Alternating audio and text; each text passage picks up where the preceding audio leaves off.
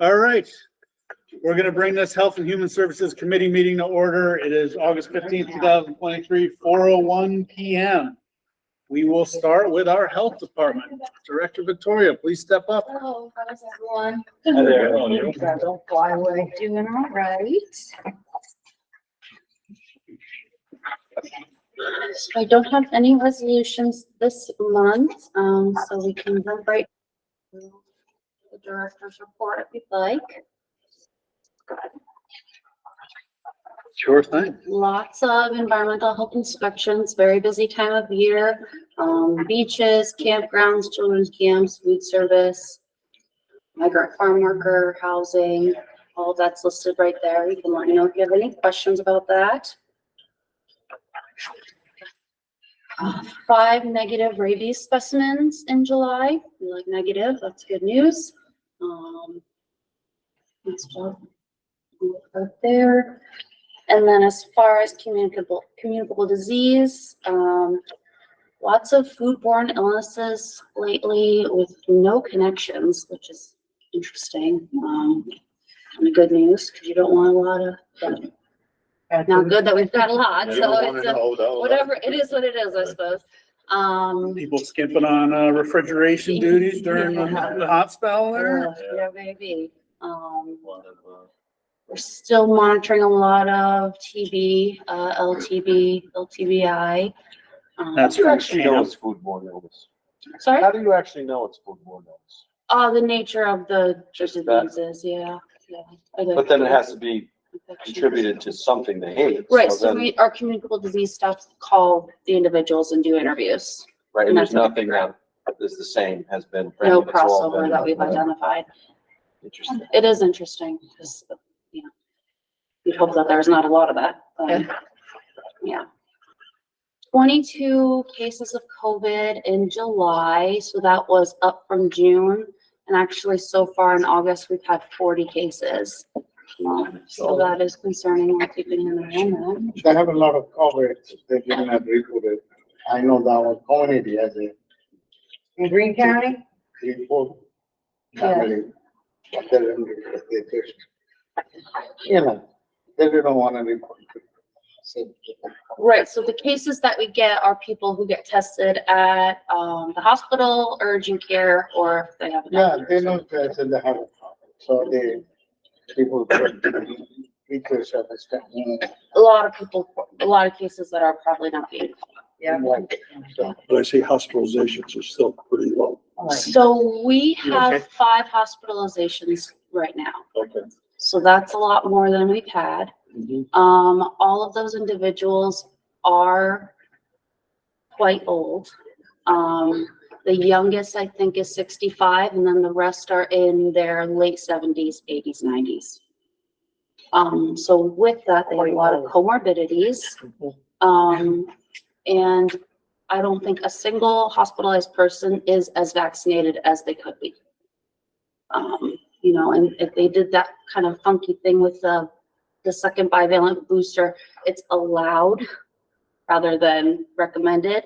So by not as vaccinated as they could be, I mean that none of those people have gone as far as getting the allowed booster, just to be clear. I think all of them, I know all of them have at least had primary series. Some of them have had one bivalent booster and never got that second one. So that's important to note too. I have 2 primaries, 2 boosters, and a bivalent. So that's, So some people, if they're immunocompromised or if they are of a certain age, are allowed, again, using the word allowed that they've provided, a second bivalent booster. okay. So that would be 6. 6 shots, yeah. Over, since 21, so. For as far as winter protection, you're encouraging people to, let's say, this fall, go out and as far as strength of protection, the longevity of that protection. So by mid-September, we're expecting our next booster. We were hoping that booster would be for flu and COVID. That's not gonna happen as quickly as we'd like. So we are expecting the new booster. That's 1.5 XBB or something like that. Yeah. I've heard something about a new strain. Yes, yes. So they don't do testing for strains for every specimen, but most of the cases in New York State are sorry, I know that there's two in their funky letters, so I just want to make sure that I gave you the absolute correct information.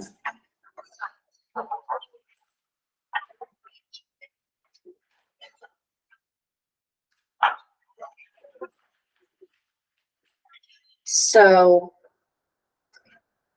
most of what we have in New York State is FL.1.5.1. I know it well. Yeah. It just rolls off the tongue, doesn't it? Yeah. And in the United States, the prominent variant is EG.5. 17.3% of cases in the US are EG.5.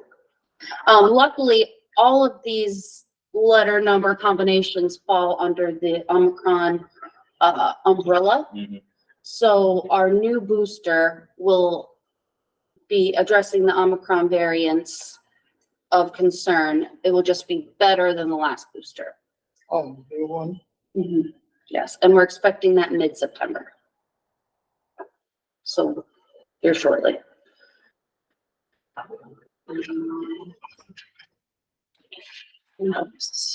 Any questions about what I've covered so far? Yeah, just the latent tuberculosis at the camps. It's mostly international participants coming in. Who And tested they're positive? being followed. Go ahead.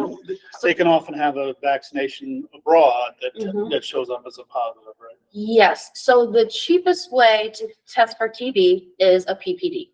So that's a skin test. People who come from abroad, from places where there's a lot of tuberculosis, they get a vaccine that we don't give here in the United States because we just don't have the need. So another question, so like we are covering a lot of subcontinent, the other country. So they show that they have a TB or something, but when they do X-ray everything, that's clear. Correct. So so people who get the vaccine can have a false positive PPD. Okay. So that positive can be, because of the vaccine in their system. It's more common for younger people, because they're giving the vaccine as a child. So someone who's older, it's been a lot longer since they've gotten that vaccine. So it's not as common to get a false positive on an older person. But, for our camps, we get people in their, late teens, 20s who have gotten the vaccine a lot more recently. So a false positive is a little bit more common. So for those people, if they do test positive on a PPD, they are sent for the blood test, quantiferin gold. That is a little bit more expensive of a test. So that's not the first one we go to for that reason. Most people can get a PPD fine. The quantiferin gold is the blood test. And if that happens to come back positive, they get a chest x-ray, and then we navigate from there. So those 10 LTBI positive from the camp, because it's latent, they can wait till they get home before they can seek treatment. And because it's so long, it's a very long process of treatment. It makes more sense for them to do that because it doesn't really make sense for them to start here and then go to their home country and try to pick it up. So that's the How infectious recommendation. is it? If they LTBI. if they delay treatment, how infectious is it? So it can convert to active TB. It's not super common. It doesn't happen in the 2 or 3 months that they're here. So it's our procedure to recommend that they seek treatment at home. All right, thank you. We did have one, no, excuse me. Our Lyme cases are quite high, surprising nobody. Our Anaplasma and Babesia, our other tick-borne illnesses, are very high. for what we're used to, what we expect. Just say that. We had a healthy crowd. I just said, Yeah. look at We the do. chicks crawling. Yeah, I A know. lot of people. I know it. Yep. So, Wild winter last year. yeah, so that's something that we keep an eye on, that we provide education for, but if you live in Columbia, Greene counties, we're the spot for tick-borne illness. So we just do our best with that. We have our educator that reached out to the towns and have provided education there.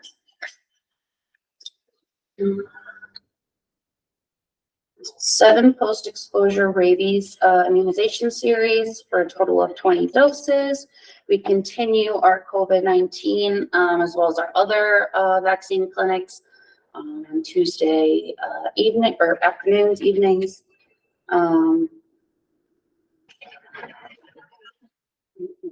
Our migrant farm worker clinics have begun. So we continue that through the fall. You can see the information up on the screen for the work done there. And for our preschool and early intervention programs, provider shortages continue. Our referrals are getting back to a normal level, which is good. And we are into transportation season, so kids are out on that, and that's a big undertaking every year for those children.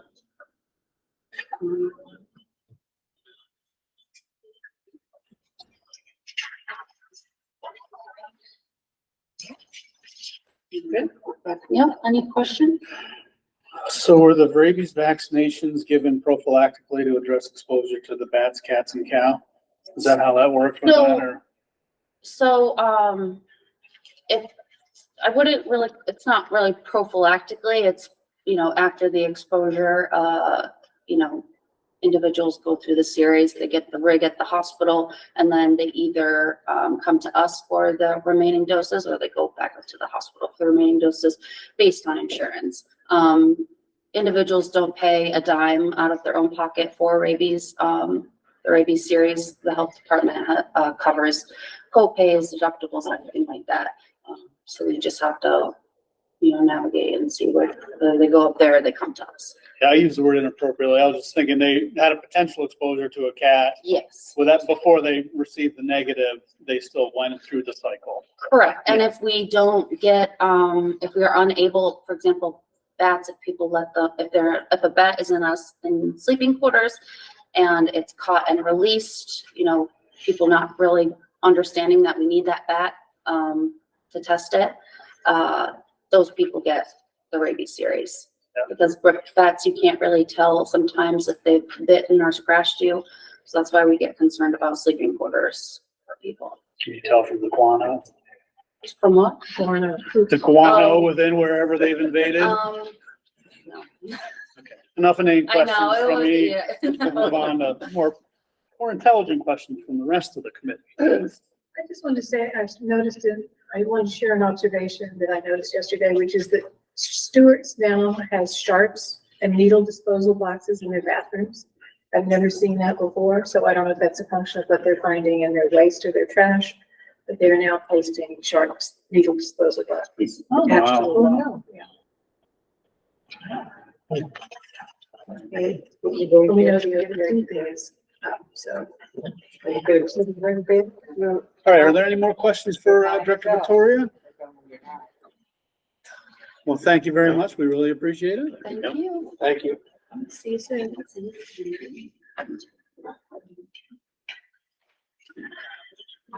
Up next, Director Almasi.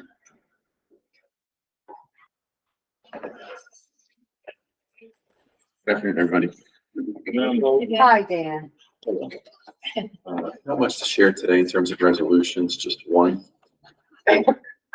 This has to do with a vehicle that I've been advised is reached the end of its lifespan with us, at least. So we have a resolution here requesting permission to use federal salary share dollars to purchase a replacement vehicle of a similar sort. And what we'd like to do is pass this vehicle on rather than go to the county auction or however they're dealt with, it come to my attention that the sheriff's department and maybe even the Department of Social Services has expressed an interest. But the sheriff's department has approached me directly wanting to use it as a stakeout vehicle. They'd be using it. It matches an urban scape, say, like it blends right. Blends in better. Sure, whatever you want. There you go. Enough scratches and dents to I'll move say, Yeah, I'll second. further discussion? All in favor? Aye. Opposed? Carried. Thank you. And with regard to the overtime report, the way I have it is $12,000 starting budget. 41,41,89 is what we encumbered so far, leaving a balance of $7,858.11. This must have been an older report. And, Got 8,000. You're still under budget. Very much so, yes. And I expect this to be come December. And then the last thing I'll share is that I don't have a bi-monthly report for you this month. We were in the thick of our budget preparations and several people were on vacations, including myself. So I plan on resuming that for September. I'll have a report to all of you in terms of updates and things like that in September. But I'm happy to answer any questions that people may have about behavioral health related topics, the Department of Human Services, anything of that sort. Any questions? All been quiet. Yeah, and I just brought myself down to guano, so I'm just gonna stop you there today and let you leave this committee with dignity. All right. Thank you, sir. You're welcome. My pleasure. Thanks. All right. Commissioner Gibson, DSS. So there. Hello. Bad.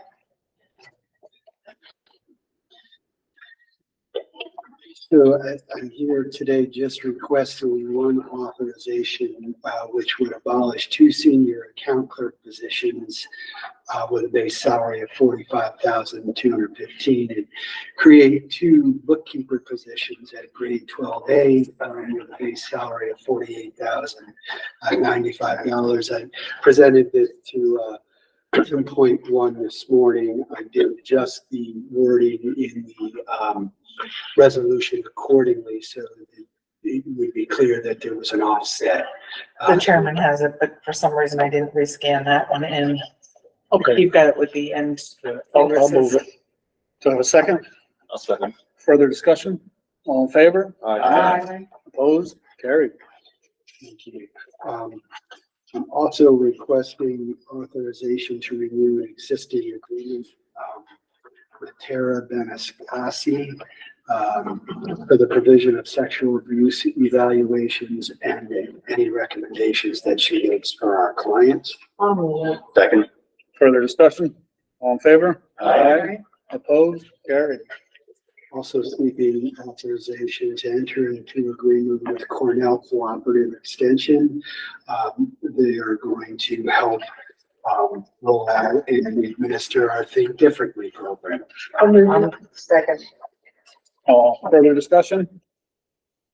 All in favor? Aye. Opposed? Carried.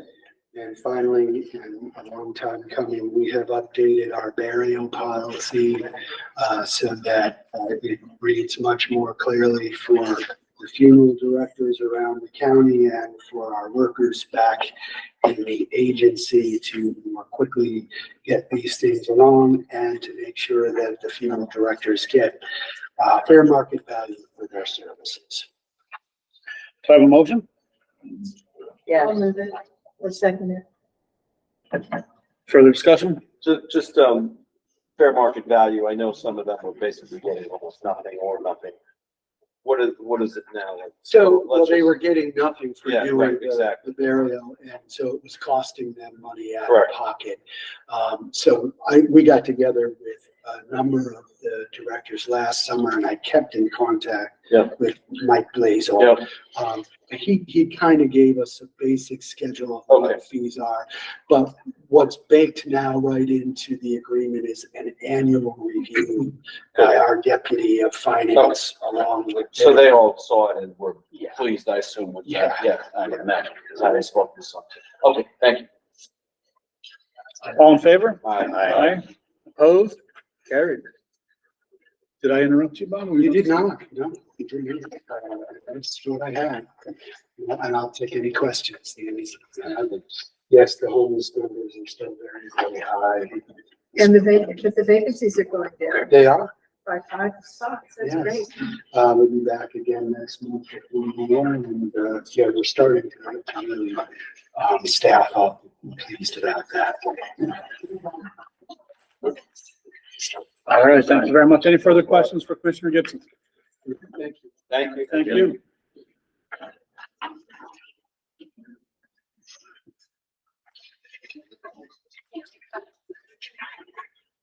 Director McDonald, please step up. I wasn't sure if Mr. Grandinetti was here. I was just. You know, We should make an announcement, though. He invited everyone to an event tomorrow, correct? In Stockport. and it is a Think Differently event. Yep. There'll be tables there, a few of us from the SS will be over there, and anybody who promises to do better than it is today. So, if you can make it, I think it'll be a good. 11 to 2, I believe, And the address is, Chairman? on Route 9. Go down the hill, up the Manston hill, Park. straight to the- Route 9, Stockport, look for the party. That's about a half a mile. Up the hill. Yep. You're right there. Okay. Terrific. Okay, go ahead, Director. Right. First resolution is to continue participating with the Everhome Columbia pilot project. It's due to expire at the end of September of this year, and we've got they've requested to continue with the project.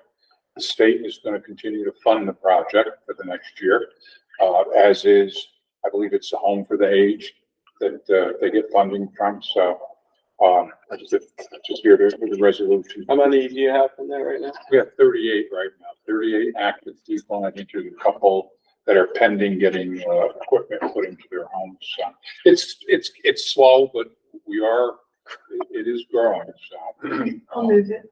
Second. Further discussion? All in favor? Aye. Opposed? Carried. okay, my second one is it's a financial request form to our funding the state just contacted us that they're raising the funding that we get for the New York Connect program. It's just a budget resolution to increase the amount that we receive, and it'll increase our expenses. And that money goes to with your program? Yeah, no, we contract that out with the healthcare consortium. Healthcare consortium, right? You want any trouble spending it then? All right, do I have a motion? Do I have a second? Second. Further discussion? All in favor? Aye. Opposed? Carried. Any questions for Director McDonald? We'll just want to announce that our senior event, I've said it before, but it's just to remind everyone, Thursday, September 14th. It's at Mr. Knott's town, Stuyvesant VFW. I just want to remind the seniors in your town that they want to come. It's open to anybody over the age of 60 and their guests if they want. They just have to call our office and make a reservation. Do you have it maybe in an easy format that you could just forward to all the supervisors, like the services that Offices of the Aging offers that we could just take and put right up on our websites? We have a booklet. Is there any way that we can get something like that or put something together like that with just sort of like I don't know about it, even maybe. I just know there's a lot of services that people don't know about. You're And right. I've been talking You're right. about it in my town, and I want to put actually Yeah. a heading that says, Office. So it would be nice to have something that's just easy that you send us, that we just put on our website, and they click it and it's like, wow, we can get, busing services, we can get this. We've got a very nice pamphlet made up by somebody Yeah, that, on my it's way. nice on our website. But if you can make that electronic, we could probably share that. That is, I believe that pamphlet's on our website. Is it electronically? Yeah, It could be. yeah. I'll talk to Yes, so even if that's sent, something, it would be. Yeah. It would be, even if it was as simple as, bullet points with what is offered, I think there's a really kind of, not everybody's Not really everybody sure. knows everything that's available, right? Yeah, I know at one point we talked about doing that, primarily through the clerks organization, the Yeah, town clerks, because they're the ones that usually get hit with these questions. my clerk is gonna we have a new deputy clerk's gonna put together something, so maybe somebody there can work with her, and if we Okay, put it together, then we could share it with other towns even, so All maybe right. we could do that collaboratively. All right? okay. All right. Thank you. Anyone else from the committee have something to discuss today? Does anyone from the public have something to discuss today? All right, that being said, I'll make Motion to adjourn. Second. all in favor? Aye. Have a great afternoon, everybody. Thank you very much. Okay, everybody, I'd like to call the August 15th Public Safety Committee meeting to order, please. First one up is the judge's proposed resolution. I'm not sure who's representing, but please come on up. Yes, thank you. Sure. I have a little bit of a wonderful little booty on here. It's That's just for fine. sympathy, guys. I don't know if it works or not, but let me just move over here. I'm gonna take a seat for a minute. I don't know if you did a pledge to allegiance first, no? Anyhow. Committees, Different. the big meetings. meetings we do. First, good afternoon, and thank you very much for your time, folks. All right, we do appreciate it. We know you have a lot on the docket tonight, so we're not gonna take a lot of your time. We did have, and by the way, I'm the Honorable Dr. Carrie A. O'Hare, and I also want to introduce other judges that are with me tonight. Judge? Name and town, yes? Malcolm Smallest, town of Stockport. Michael Brandon, the wonderful town of Clover. Rod Banks, town of Glenlaw. My name is Paul Peter, and I'm from the town of Scully, Lorenzo County, and I'm here tonight as a member of the executive board of the New York State Magistrates Association. All right. Welcome.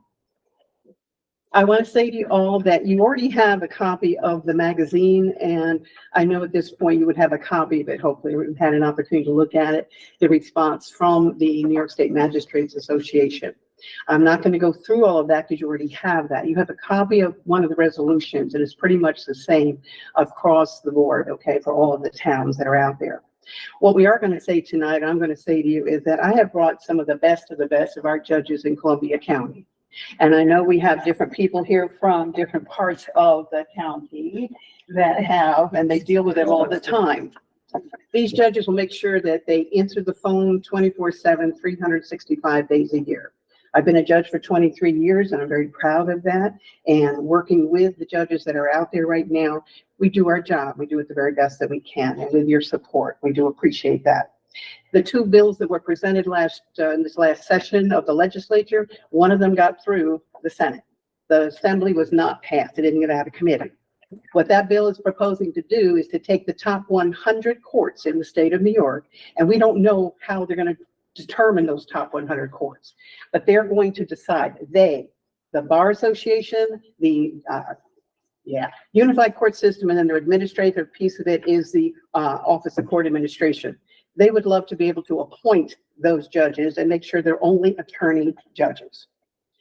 Let me say to you that attorney judges are wonderful. I got my doctorate, my dissertation, traveling 2,200 miles around the state of New York in 2009, and I absolutely interviewed 25 highly effective judges. 80% of them were non-attorney judges.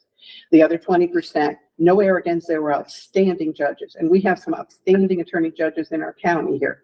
The people get to decide, folks, who their judges will be.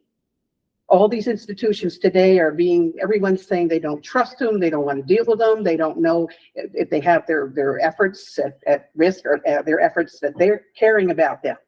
Our judges out here today are chosen by the towns in which they reside. They know the people coming before them. They do it on a case-by-case basis, and they come out and they make sure if it's 2, 3 o'clock in the morning, and I just did 2 arraignments the following the 2 weekends ago here, folks, we will not let anyone sit in jail when they shouldn't have to be. We're never going to have anybody, their liberty taken away. We're going to come out. And we hear many times that the deputies and troopers will say to us, "We're so sorry, Judge, we hate to bother you." Well, guess what, folks? We know, and we say to them, please don't apologize, because that's our job. And we do it, and we do it with pride, and we will continue to do it. But we need your support on this, because if those 2 bills go through, what they're proposing is the top 100. We don't even know how they're going to decide those top 100, what they're going to be. Okay, that's number 1. Number 2, they want to put in district courts. Now, I testified in the Judiciary Committee meeting hearings back in 2007. with the New York State Magistrates Association when I was getting my doctorate at that point. And one of the things that's when they had 100, 200 people of the public in there, okay, hearing these hearings. This, they tried to back it in the back door. If we hadn't even found out about the second bill that had to pass through the assembly, it would be a done deal, folks. And you'd lose the opportunity to choose who your judges are. And you'd have district court, please forgive me. Let me bring my voice down because you know I'm passionate about this. What do you think, right? Okay. If you have district courts, today they have district courts that are down on the island down there. Let me tell you, they pay extra money for security 24/7, magnometers, all these wonderful things. If you think the attorney judges in those district courts are going to work for the pay that we do, no, they're not going to work for that pay. They're going to want more pay on it.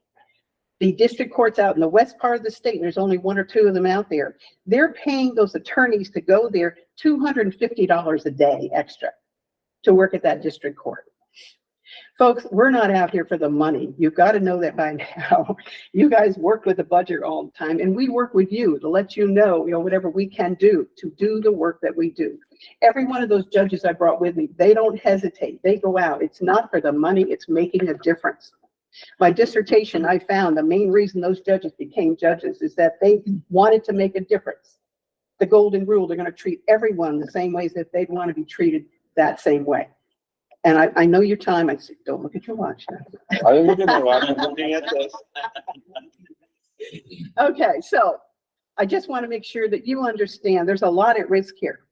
And if they take away this system out here, then the people are not going to have or feel that they're even getting justice out here. And if they bring in district courts, let's say you got someone that's arrested at 2 o'clock in the morning in New Lebanon, and then they're brought, let's say, to Hudson. Okay, what's going to happen at 2 or 3 o'clock in the morning if they're ROR? Because right now, with a bail reform, we rarely put anyone in jail, and we're only putting them in jail if it's a qualifying offense and if there's an opportunity there that we're supposed to do it statutorily. If they have 2 prior felony convictions, yes, we're aware of this, okay, and we'll go forward with that based on whatever the criteria is. But God help, I will never take someone's liberty away, and I will go out there to make sure they don't have to worry about that. But every time, 24 hours a day, folks, you're going to see our judges are still going out. They're getting an attorney that's present with them, and we make sure their rights are protected. We make sure they understand the charges in front of them and what they're being charged with. These judges at this point, we are doing our job. We're doing the very best we can, and the people elect us. For whatever reason, no, they elect us because they trust us. They put their trust in us for the people that we serve. All right, we're just asking for your support so that, in fact, something like this does not get passed. And anyone out there in any of the towns, it's not attorney versus non-attorney. I went to law school for 4 months, folks. I paid $4,000 myself of my own money and found out they weren't teaching me what I do as a judge. So I went and got a doctorate of management and organizational leadership so I better understood when I make a decision how it impacts the defendant, their family, the community, and society at large. I now understand the context of what the criminal justice community means. And that's why I can absolutely apologize or tell the people, don't apologize to me when the cops call to say, you're doing your job. And if we all do our job and stay in place on what we're doing, then we will be what Peter Gerstenstank has called us, practicing patriots. We still come out, we do our job, we care about the people that we are having in front of us here. And it is the golden rule. We will treat them as much as how we want to be treated ourselves. All right, but we do it on a case-by-case basis. One of the upper level judges, when I was getting my doctorate degree, she had the nerve to publish this. She was so proud of the fact that she was able to adjudicate 200 cases in a day and never had to look at the face of any of those defendants. Folks, that is not justice. That is but it's not. That's not what we stand for. And if you look at any of our documentation and everything, we make sure we have a gavel that's laying down. It's not coming down like this, it's laying sideways, because we take into account that these are the people's courts, and we will continue to be there as long as you folks give us the faith and trust in us and what we do. If we stop doing what we're supposed to do, absolutely, we shouldn't be there. But right now, I can't be more proud of the people that I work with. I will leave you with this thought because I know you have a lot on your schedule tonight. One of the things we just recently did is we worked with Gary Flaherty, with the veterans over there, all right? And what we did is we put together and we designed a challenge coin for all the veterans. And we called the program Shared Values. Every one of our judges out there and the people that we work with, shared values are duty, honor, justice, and country. And if we don't continue to celebrate those particular values, we won't have what we have out there today. We have, was it 1,277 town and village courts? We have 1,872 town and village judges presiding over those courts. It's 72% are non-attorney. When I was asked to be a judge, November 6, 2000, Todd, oh, isn't that terrible? Todd, thank you very much. He said to me, Judge, I said, I'm not an attorney. And he said, in the state of New York, you need to have common sense and a sense of fairness. And you had to have demonstrated those things.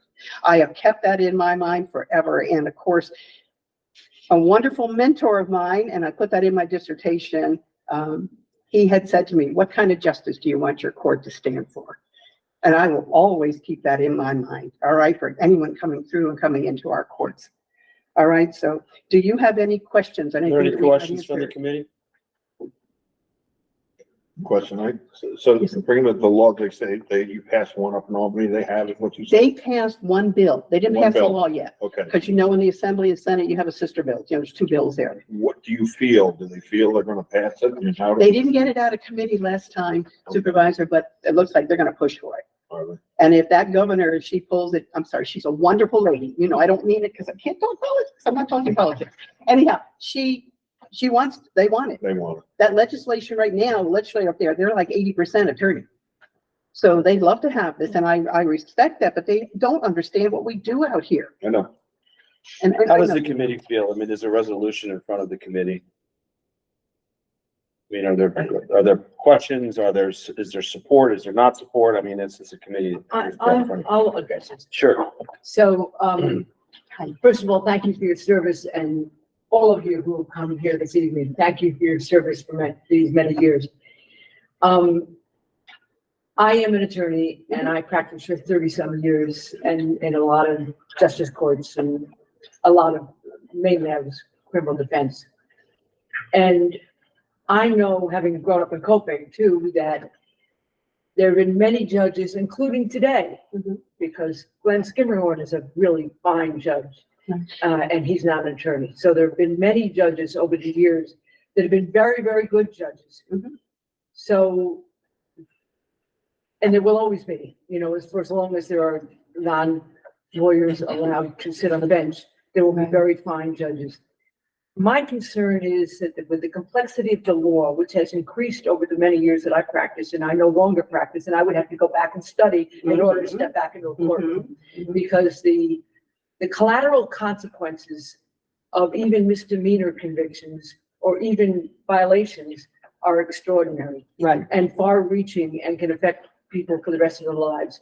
And then there's also issues like search and seizure when there's and I've always said that both the prosecution and the defense, both the prosecution and the defendant and the defendant's family really are entitled to someone who absolutely understands the legal ramifications, which continue to change through as we go forward. Some search which might have seemed to be legal some years ago, maybe the courts would not receive it as, well, I'm almost finished, yes. So, for that reason, I'm also troubled by some of the paragraphs in the resolution. There are many paragraphs I believe I agree with, but nonetheless, I would have to oppose it. The two questions that I don't think are spelled out are one that you've raised, like what are these 100 towns? And I don't know that we don't know. I don't know that any of them specify a framework. I haven't seen the law, but the resolution doesn't say that. And I'm not clear that any of those would be within, or maybe only one or two would be within Columbia County. But also you said something about the appointing attorneys. That's what their ultimate objective is to do, is to but that's appoint. not, is that part of the law though? I didn't see that as proposed in there, but keeping in mind that the original, what they proposed in this one, all right, when you come up and they're trying to make it so it's attorneys only in the top 100, which they have not defined in there what the top 100 are. It says according to volume, they take the 2018 and 2019, they'll take the highest volume, and in like a certain agency will do that math. But understand, there's more than just volume to determining that. And they haven't come to the New York State Magistrates to even talk about that, to discuss that, okay, and how they come up with that. But let me just back up. So number So one. I have nothing else to say. Okay. Okay, did you want to say something? Well, so I represent a portion of the city of Hudson. So Right. we obviously, my understanding is that we need to have, our stipulation is that we need to have attorneys as our city judges. And my understanding is that my constituents feel like that's normal. Like they would, like, I've never heard a complaint. We are restricted to having attorneys as judges. I think like they just think that's normal. The city of Hudson, by the way, by population, it's not the biggest municipality in the Columbia County. Right. So Right. in some ways, I guess I would say if you take the 100 biggest town and village courts in New York State, they're probably on par with the city of Hudson. And it seems to me like a normative thing to say, well, hey, when you're in that kind of scale, you're doing the kind of scale the city of Hudson is doing. Hey, when I have an attorney as a judge, like that, to me, that's not a shocking thing Okay, for so my let me constituents. address two ways. Okay, first, if you want an attorney, you certainly can. Sorry. Okay, if you want an attorney, the town or the village can absolutely. So, one of them, they can actually get an attorney judge if they want, okay? That's not the issue, whether it's attorney or non-attorney. That's number one. Number two, our people have, and I have law clerks available, and every one of these judges here have law clerks available, almost 24/7. We have permissible permissible ex parte. We can talk to other judges if we need to too at 2:00 in the morning, okay? Just to make sure we're on par with what we're doing. But we have support all times, and we have training throughout. Now, please understand, I can count on my hands. In 23 years, I've had one jury trial in our county, in my town Stuyvesant, okay? How many, Butch, in your town, you think? Well, we're supposed to have one, and we got put on hold. They're still working on getting one. Okay, Mike, how many in your town? Two. Two. None. Like I said, I'm just saying that, out of the okay. four of you, do Yes. you think that any of you are the 100 largest? oh, no, we are not. So We it's, are not. I guess I'm not sure how relevant it is. Let me explain the relevancy of this then, having gone through this for 23 years. And we have even a letter here from 1973 that was a resolution doing the same thing. Let me say to you that that's only the tipping point. So if you say the top 100, okay, next thing you know, someone's in my court and maybe doesn't agree with the decision I've made. Then they'll say, I want an attorney judge. So then they'll say, well, maybe we should make all the judges attorney judges. It's a pattern there, folks. We have to be very, very careful if they start that, okay? Today, folks can absolutely choose an attorney judge if that's who they want to have, and that's great. Okay, it's based upon the towns and villages deciding who they're going to have out there and what they feel is needed out there. If your judges don't do the job they're supposed to do, then you vote them out and you get somebody else in there, okay? And we have a lot of, go ahead. Just so we can move this along. Sure. So do you have any questions? Do you have any questions? My concern is the added cost this is gonna cost all the towns. I know for small towns like mine, I mean, this would be ridiculous to pay an attorney for a judge. I mean, we wouldn't be able to afford it. And I'm afraid it's gonna start with the first 100, then it's gonna trickle down and down and down. It's gonna be all judges. And I think I don't like it. Well, in Colebake, we have one attorney and we have one non-attorney. They both get paid the same. I mean, we don't base it on, German there's an tax, attorney now. German tax. Abdus, do you have any questions? Matt? I don't have a question. I guess I have a statement. I mean, I support the resolution in principle, but I think maybe it can be reworked, Okay, to suit everybody, because I did hear from other supervisors who weren't here that they had some concern about the last 3 or 4 paragraphs and and it came from the New York State Magistrates Association. They sent it out to all of us, so we got it out here. and I appreciate it. Yes, I was a judge yes, and I'm a non-attorney. right. So I support the resolution. I also think that the resolution has to be. Philmar, right? I was in the Was it town of Austerlitz and in Philmont. Right, I had okay. 2 towns and I did Okay. it for 16 Gotcha. years. So, and I've seen many, many very good non-attorney judges and I've seen many good attorney judges. Right. And I've seen the opposite on both sides. Right, So right. my concern is I think the complexity of courts has changed tremendously in Columbia County, especially now. There's a lot of things that are changed. The district attorney has changed some things. You know, there's pleas by mail now. We're not doing as much in the courts. I do think this has to be reworded. A lot of the verbiage, in my opinion, it doesn't need to be as written the way it's written. I think it could be massaged some. But I support it, based on, again, my own personal experiences as I did this. So I would suggest that this resolution, I don't know, there's not a time, on this. So I think that this resolution could be rewritten, and I would suggest and recommend that you bring it back next month. And then we can take a vote on it. So then that means we wouldn't get on to the Board of Supervisors if you guys did approve it until the following month, October. You wouldn't get on till October, yeah. Most of our judges will be away. I don't know how we would massage this in the, you know, I mean, I don't think everybody here is gonna vote on something. How do we know what we're voting on? I don't know, how do you feel about that? No, I think it needs, like I said, I heard from a few of the supervisors who would like to reword at least the last 4 or 5 paragraphs. And I think to your point, Michael, I think that, I'm not 100% sure, but as like county courts and city courts have to be attorneys. That's Right, it's not town and villages can be, so there is no option there, but towns and villages can be Right. attorneys or non-attorneys. So I don't think that the committee is gonna vote on a resolution that's not And we complete. just gave you a resolution that we had, okay? I understand that, but I think it has to be And can we massaged. work with anybody to do that? Who would- Yeah, If you don't mind, we could do that, please. I know Greenport, I'm sorry, with the lady, the supervisor. Kathy, Yeah, she had reworked hers, and again, it was, We just can't rework it on the fly. There's too much Right. to rework. So I apologize that it wouldn't be in front of the board until October, but I don't see any other path forward. okay, so as long as we can we work with someone to at least, yeah, I'll reach out to you. Let me think about who that can be, but. I appreciate that very much. And I appreciate your time. Any other questions or thoughts?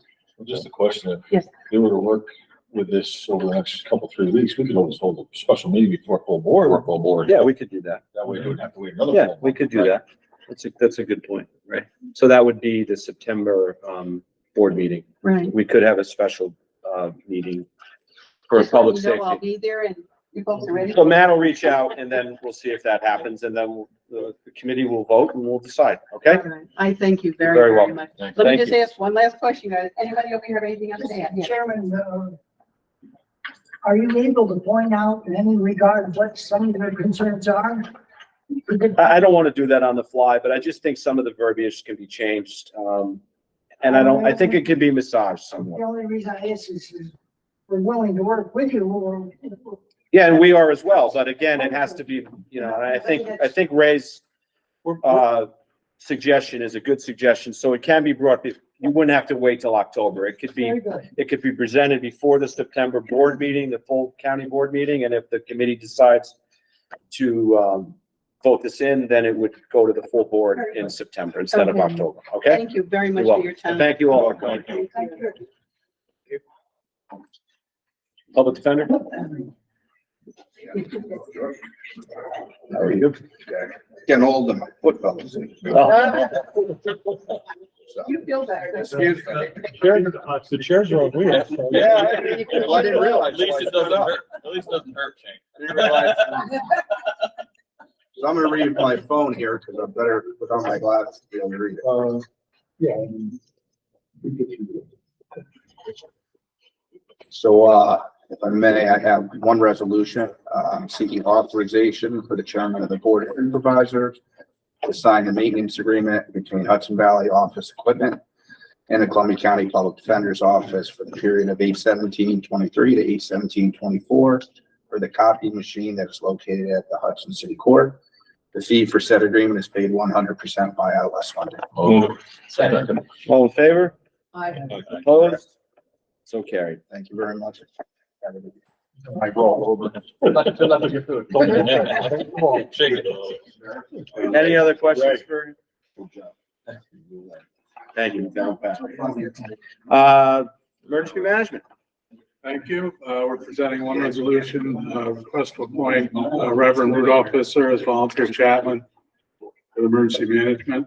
He's a local pastor and Move it. can you? Second. All in favor? Aye. And we presented our So carried. report for last week. Any questions? Thanks. Thank you. Thank you.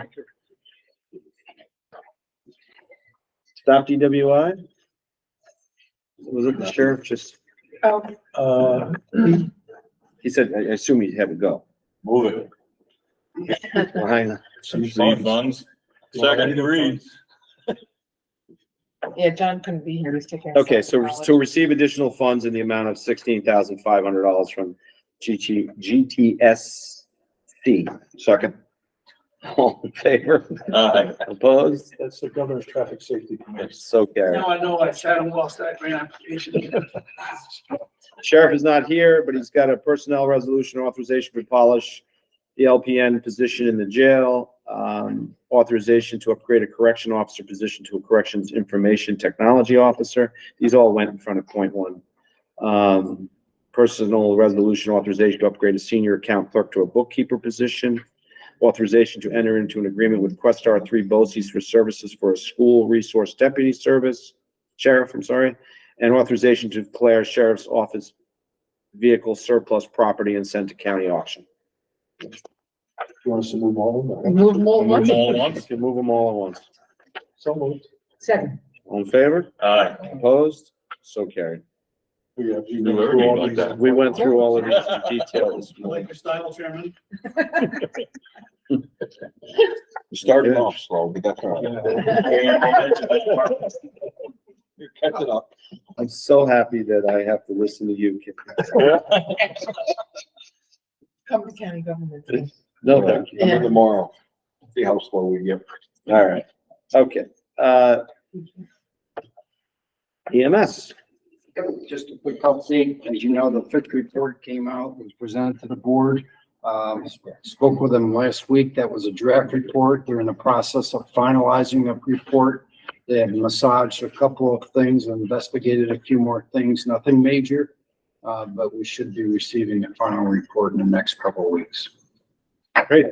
Thank you.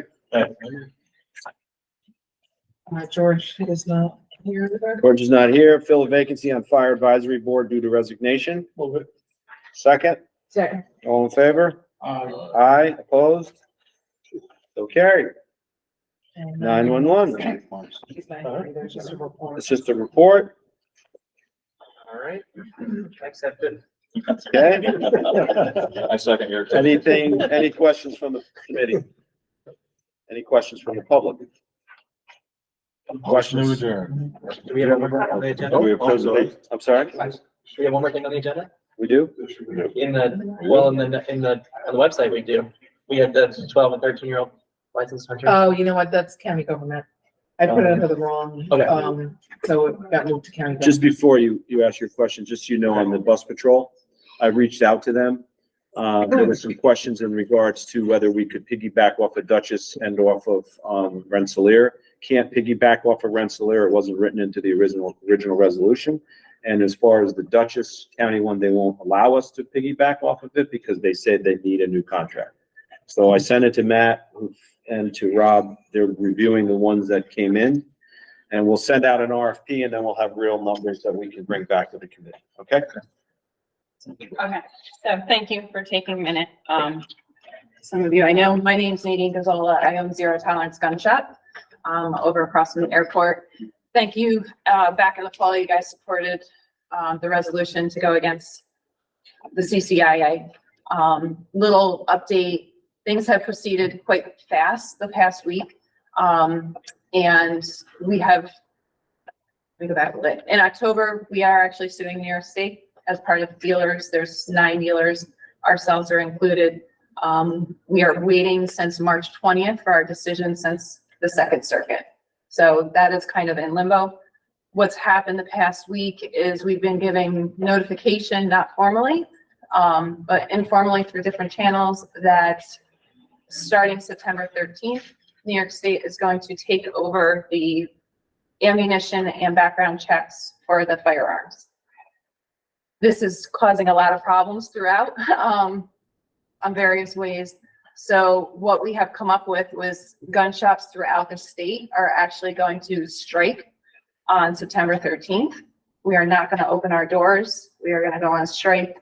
And back in 2014, they did a group effort of a shoot around across the state, where at 12 o'clock high noon, everybody went out in a legal manner at their local rod and gun fishing game clubs, and shot one shot in support of the gun shops.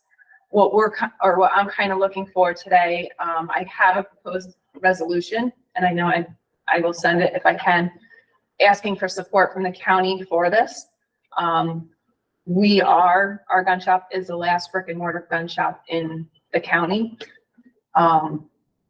We just are looking for support wherever we can get it. You know, they're reaching to do stuff that when they come in to inspect us, if they find one thing wrong on their 4-page chart, it makes me a felon, because we're fighting the law, because what's in the law that was written, there's things that go against the Constitution. There's things that go against the federal government, ATF standards, which is why we filed our lawsuit, which is why we're trying to do it in the legal way. And they're pushing this stuff through to do these background checks and go in and inspect the shops without waiting for the procedures to go through.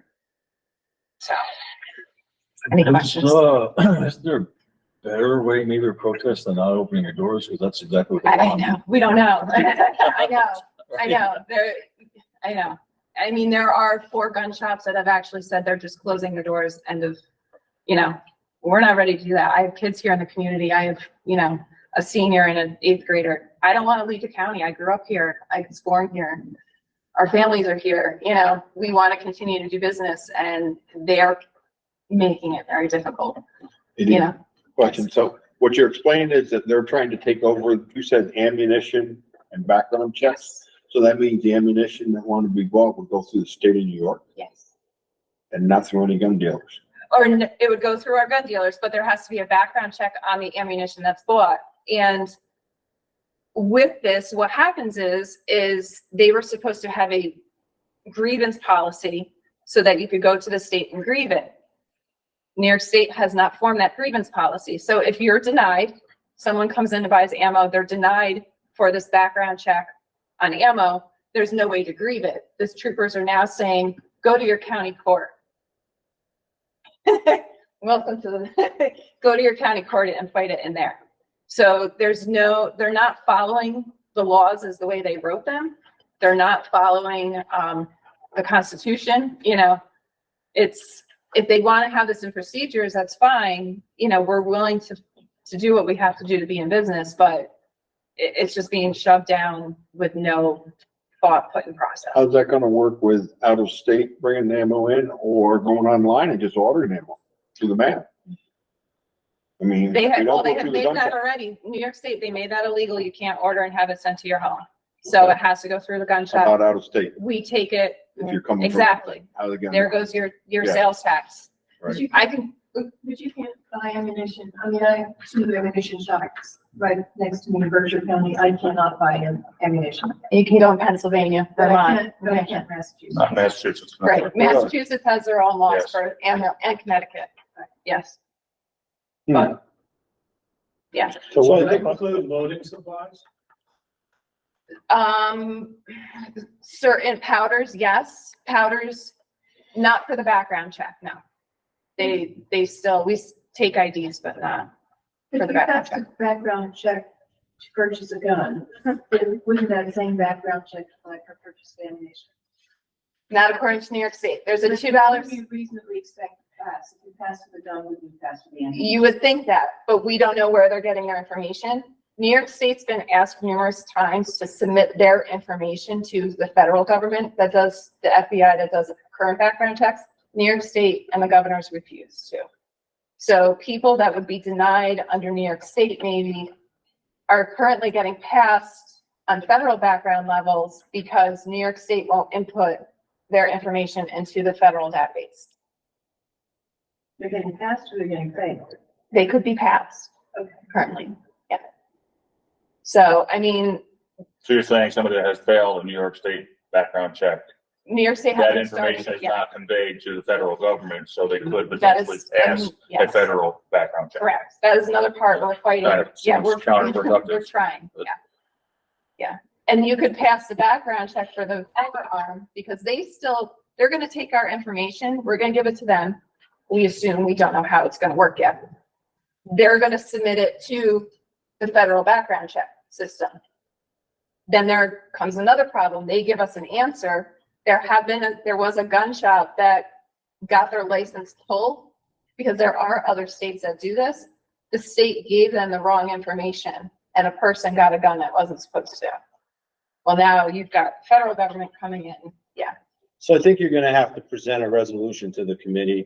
You're also gonna have to present some background information that people can check. Yes, You know, which I and- have all that. Our lawyer was great. Not She that we helped don't us. believe you, Yeah. but Oh, I'm just no. saying that, Yeah. you know, we want to do our own research Yes. before we vote on anything. Everybody wants to make sure what we're voting on. is- Yes. And it spells out all the government laws, you know, because there's business law, there's, you know, a bunch of different. When is laws this that are- supposed to go into effect? So this is supposed to start September 13th, which I know is the next board meeting. We don't know. That's the other thing. They're supposed to give us 30 days. So They- it's been approved already? Yes, this all went into effect when the Concealed Carry Improvement Act, when all of that went into effect. So Which was last you're year. asking us to vote on a resolution for something that's already been approved. I'm asking you to just support us in our right to strike and say, do it the right way, wait for the courts to proceed, wait till we get a decision, and yeah. Well, yeah, well, I'm going to change my question now. But I'm not sure I want to say that I want to support anybody who wants to strike. I mean, I can say we can support, you know, what you're trying to, and this is only me, I'm not speaking for the committee. We can support what you're trying to achieve here, which is, but I'm not sure saying the right to strike would be appropriate for us. Right. So And as a private entity. I you have the right to- I know, I'm just say. yeah, well, I'm you know, going home, yeah. Yeah, that's why, you know, it's. I know, think we were need to trying to understand find something to come, yes. So they recognize. So they recognize and say, you know, we're not going to submit to this background check, you know, yeah, we're going to have to do the next day, we get that, but it's just trying to say, we're tired. So when you say that the state's gonna do a background check, presently, you're talking about just on ammunition? And the firearm. Right, there's so two different- presently, when somebody purchases a firearm, Mhm. I have a permit, I bring it to you, you still have to call it in, correct? Correct. So what would be the procedure? that They were was- going to, when this goes into effect, they will lock us out of that federal system. We will no longer be able to go through there. We have to go through the New York State background system. So you would still run the background, but you would run it through New York State? Right, Okay, and similarly with with the ammunition. ammunition? Yeah. There's a $9 charge per firearm, and there's a $2.50 charge for ammunition. To run the background check? Yes. Okay, I'm stuck, yeah, Yeah. I'm just trying to grasp what you're, It's a lot, and it's all like, yeah, I was away last week and on the ride home on the plane, it all started coming in. Nobody knew about this happening so soon. Like, nobody knew there was a system ready. They actually contacted one of the plaintiffs in the case saying, hey, do you want to be a test case and start testing the system out? He goes, I'm suing the state, you know, I'm not going to support this.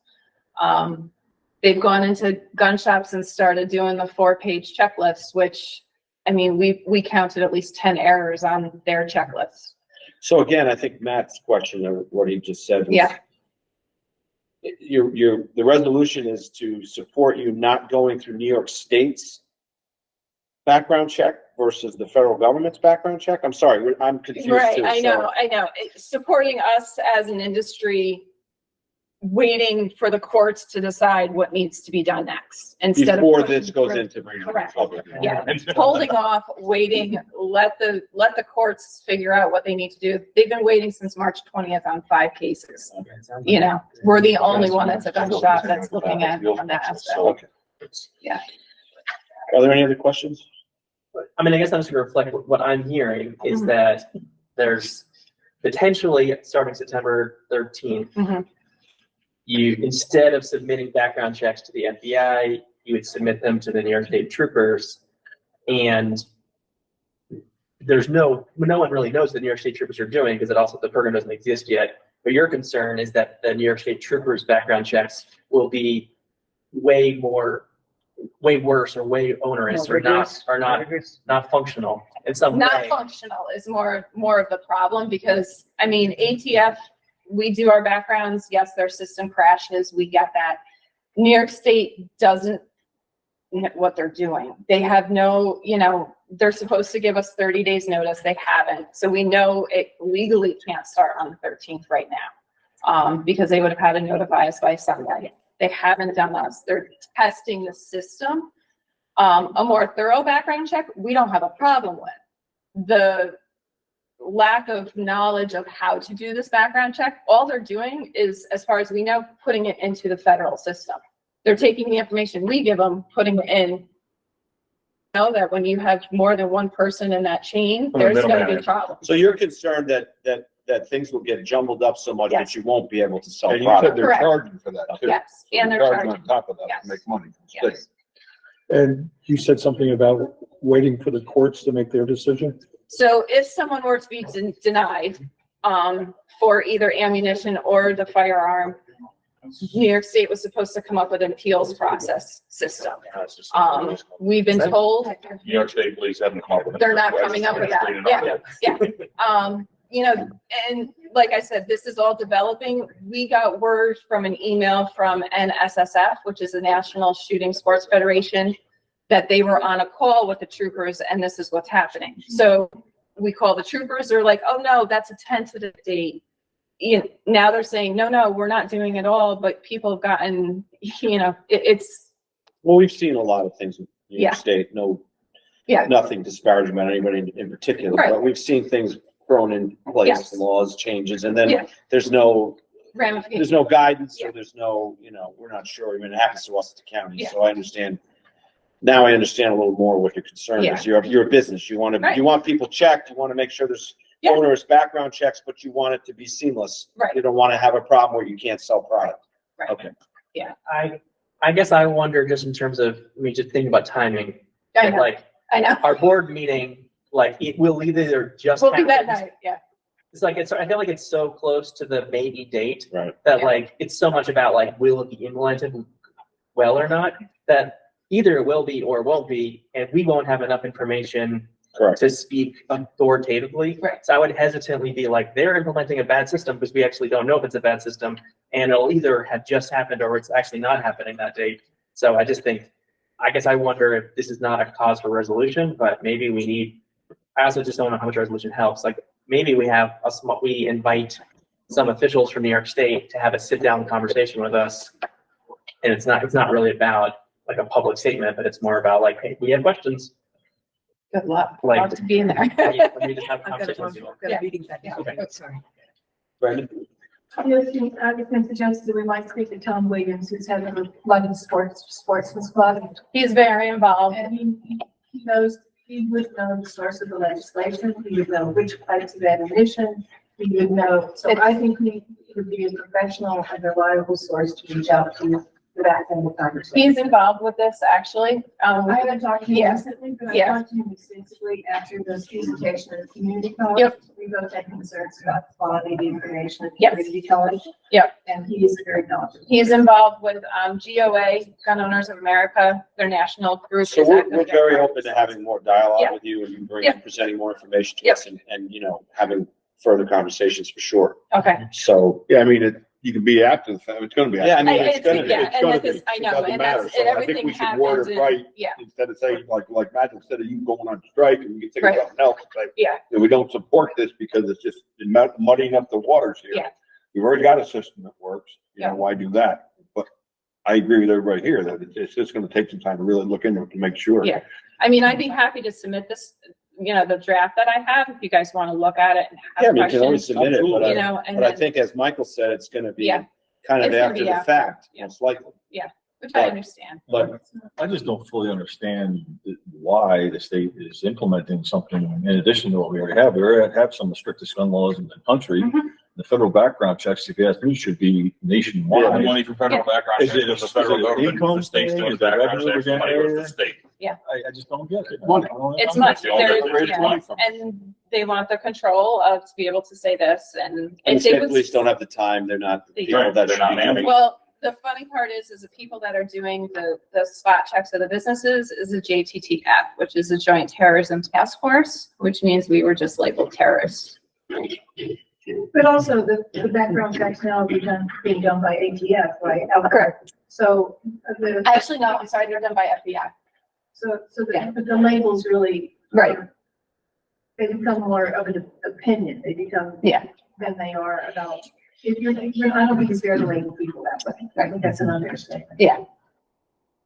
And as Ray said, I mean, we have some of the most Strict. onerous, Yeah. strict laws, Yeah. gun laws, you know. I know. We are very, you know. Well, thank you for Mandated presenting. thing. Thank you Yes. for bringing it to our attention, Thank you. and you can come back, okay? Okay. The draft, do you have a copy of the draft? Oh, yeah. I'll email. I wasn't aware either, just, you know, I was out This is there it. getting a drink and. Well, she called me and I sent her in. Yeah, I know. But he's like, She come wanted in to come tonight. tomorrow. I Like, said, maybe okay. she'll see Rob tonight. Yeah. So I'll email that. It's all to you news and to me. then- Okay. Yeah. All right. It's very, like I Thank said, you. it's all changing fast. So Thanks, Nene. Thank you. Thank you very much. Anything else? Motion to adjourn? I'll make the motion. Second. All in favor? Aye. Opposed? So carried. Thank you.